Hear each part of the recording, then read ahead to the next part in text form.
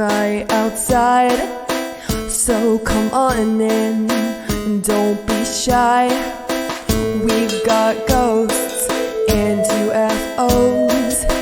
Brace yourself, get ready for the show. Don't be afraid of the dark, the fun's about to start. Nightmares or tales will inspire. Oh, tonight at the Scaredy Campfire.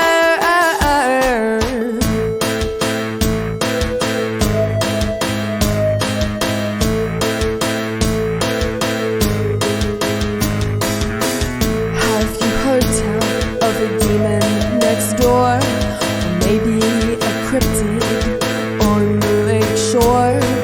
There's nothing too strange for us here, so if you're ready, stamp out your fear. Don't be afraid of the dark, the fun's about to start. Nightmares or tales will inspire. Tonight at the Scaredy Campfire. Whoa, whoa.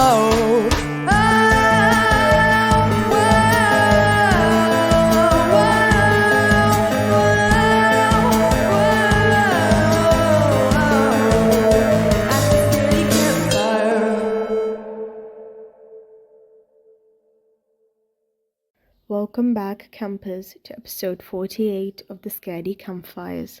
Tonight's story steps out from the places we swear nothing lives, the corners, the thresholds, the quiet gaps between one heartbeat and the next. When those spaces shift even slightly, you'll feel it before you see it. Tonight's first account comes from Reddit user u/okambassador1562. A story rooted in a century-old home where silence is normal until it isn't. Some places don't need to feel haunted to remind you they're not entirely empty. I currently live in a house that has had some odd things happen. I don't actually consider it to be haunted because I don't get the vibe that there is a presence most of the time, but you definitely do feel it sometimes. The house is over 100 years old, and I know for sure some deaths have occurred there, including the previous owner, who was an old man. There is one room in particular which seems to be a focal point. It's the smallest room in the house, and currently my youngest son sleeps in it. I've been in there before and have smelled pipe tobacco, as if someone was just in there with a pipe. Nobody in our household smokes. My son is still a toddler, so it definitely wasn't him. I didn't recognize the smell right away. I knew it was some kind of tobacco smoke, but couldn't place it, and the smell made me feel quite nostalgic. Eventually I realized what it was. I hadn't smelled pipe tobacco since the early 90s. I also once went in that room and heard an odd clicking and jangling noise. After poking around the room, I discovered it was coming from the wardrobe. All of the hangers were swaying and knocking together. There's no draft in the wardrobe, obviously. As soon as I opened the door, they stopped swaying. My wife was putting our son to bed after he woke up late one night and turned around to see a dark shadow figure behind her. She jumped out of her skin and turned the light on, but no one was there. A friend who was visiting walked past the room to use the bathroom and saw a man in there. She did a double take and he darted out of sight. Needless to say, nobody was in there. The description she gave was more like a shadow figure, but she could see enough features to know it was a man. My dog won't go in that room. My oldest son, who is 3, once told me there are monsters in there, but it's okay because they are friendly monsters. But kids say all kinds of random things, so I don't read too much into that. Things have happened elsewhere in the house, mostly cupboards, doors and drawers opening themselves, but I'm talking a handful of times in 5 years. Something happens maybe once every 6 months, so it's not a particularly active haunting. And that wraps up this tale. To this day, the family still lives in that house, And every so often, something happens, just often, to remind them that they aren't the only ones who stayed. Until we gather again, campers, keep your doors closed and your lights a little brighter. Tonight's next tale comes from Reddit user u/densedinner9228, who once hated everything to do with ghosts, right up until a single night in a decaying Irish manor forced her to reconsider what she believed was possible. What began as a reluctant visit to a paranormal lockdown at Loftus Hall, a place already soaked in centuries of tragedy, turned into an encounter she still struggles to explain. I used to hate everything related to horror. In 2015, my boyfriend invited me to Loftus Hall, a haunted manor in Ireland, to a paranormal lockdown. He told me we were going to spend a few hours locked in this manor. If I remember right, it was from around 8 p.m. to 2 a.m., and that there would be rituals to contact ghosts. After a lot of resistance, I decided to go. Initially, I thought I would get there and there would be people behind walls or doors and chain sound to scare us. I was prepared for that, but it actually a bunch of fabricated stuff to give us a jump scare. Upon arrival, we were exploring the outsides of this place. Loftus Hall is a huge mansion on the hook of Peninsula of Wexford. This place is in bits, but it's stunning. All the windows were covered with wood, so I don't know what to expect really. The little beach that only fits 2 people at a time was creepy enough for me, but the adventure hadn't even started yet. When we got into the manor, the ghost hunters explained we would be going through around 4 rooms plus the cemetery. We couldn't drink alcohol, smoke, or use any type of substance there. They told us that it is dated back to the 1600s, and throughout history, a lot of things had happened there. It was a home to a family that the daughter tragically died there after giving birth to a child and being locked in a room by her dad. Her name was Anne. A convent that we all know have their heavy reputation. A lot of them were in the cemetery at the back, and none died on the stairs. And it was also a hotel with a couple that ran it for a long time until it went basically into ruins. The whole lockdown was creepy, different of what I thought. There were no jump scares. We walked around the manor, going to specific rooms and listening to the stories. We played Ouija, and people would swear that it was moving by itself. We were getting some messages. There was this lady that kept saying something was touching her. In my head, I was thinking she was paid to say that. I thought it was such a waste of money, but I was happy my boyfriend was happy. Then we entered the third room. It was the front room of the manor. For some reason, when I got in, I felt comfortable. No tension at all.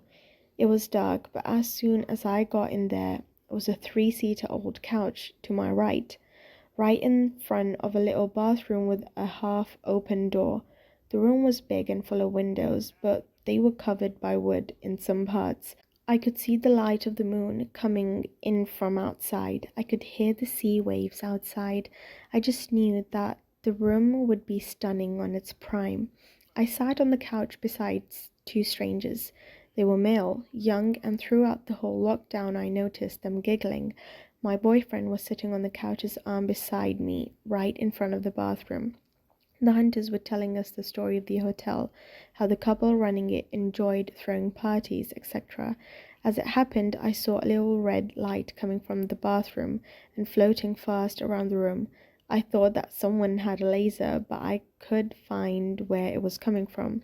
I looked at my boyfriend and pointed it to him. He didn't give it much attention and kept paying attention to the story. The light flashed around the wall for a few minutes, but nobody was looking at it. Then it faded away. Then I got a strong smell of alcohol. I just thought that the 2 strangers beside me were drinking before the event, and then I smelled cigarettes, but it was a bit different from my own cigarette I used to smoke. It had a strong perfume of tobacco, stronger than I ever smelled. Once again, I thought the guy beside me were to blame. In my head, it was probably tobacco from another country or maybe cigars, but I didn't give too much attention. I wanted the light to come back so I could show it to my boyfriend this time. The hunter stated that nothing was happening in the room and we needed more energy. So they asked all of us to stand, placed us in a circle and told us to call Michael out loud, and we welcomed him into the group. Michael was the hotel owner that slept in that room with his wife. So when we started, "Come on, Michael, present yourself, contact us," people were all saying it out loud as I observed. Then I decided to join them. I said, "Come on, Michael, come to us." Suddenly, my right arm started raising by itself. It was as if something was lifting it for me. I looked at it as it lifted, palms down about 60 degrees. Then I called my boyfriend's attention. "Babe," I said and looked at him. And that is when my other arm starts going up and stopped at around 30 degrees. I tried to lower my arms, but it was after there was something supporting it and not allowing me to lower it. I started feeling a vibration on my lower back and then also a vibration on my upper lip to the left. My brain started processing how that wasn't normal, and I said, "I want it to stop. Está mardoem nome de Jesus." And my arms fell both at the same time. It didn't hurt me, but I was terrified. Then the same woman as before said, "Oh, something pinched my butt," which distracted everyone from me. The lockdown went on. The next room had this bed with a baby cot and a doll in the middle, and we all sat along the walls waiting for something to happen. I believe to this day that I destroyed the event for everyone else from the moment that happened to me, because I was whispering "Ta mardoem nome de Jesus" for the rest of the time there. Nothing happened in this room, and we moved to the cemetery, where I kept whispering my prayer in Portuguese and staring at the sky the whole time to not take a chance to see a ghost, nun, or child there. The sky is the most beautiful sky I have ever looked at. There were so many shooting stars that I still don't know if that was special for that night or just normal. Seriously, from the moment I started counting, it was 11 shooting stars, so beautiful. In the end, one of the lady hunters came to chat with me. She said that position I was in looked like I was dancing with a man in an old style, like one hand on shoulder and the other on the man's hand. She said that Michael was known for drinking a lot and being very charming towards ladies on the balls they threw at the hotel. I never mentioned to anyone that I smelled the alcohol, the smoke, or that I saw the light. I also never mentioned the vibration on my lower back, which matches her theory even more, that I was taken to dance by a charming ghost. There were other women there, but I do have a look that people call exotic, so maybe that is why he picked me.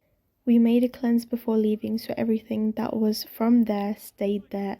Thank God we did that. After that experience, I believe in ghosts. My husband believes I was hypnotized during the activity. In any way, it was one of the most incredible things that ever happened to me. To this day, she's never forgotten the feeling of her arms lifting on their own, or the silent presence that seemed to guide them.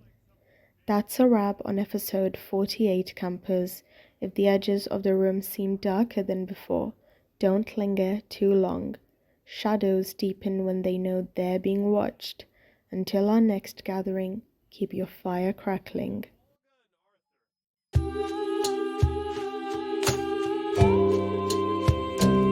As the night gets longer and the darkness creeps in, with the eerie silence broken only by whispering wind, come gather round the fire, the flickering flames, and hear the tales of the spooky and the strange. Chill up your back, a shiver up your spine. You'll be haunted by the things that you find. Legends will unfold and stories will be told at a scary campfire, for only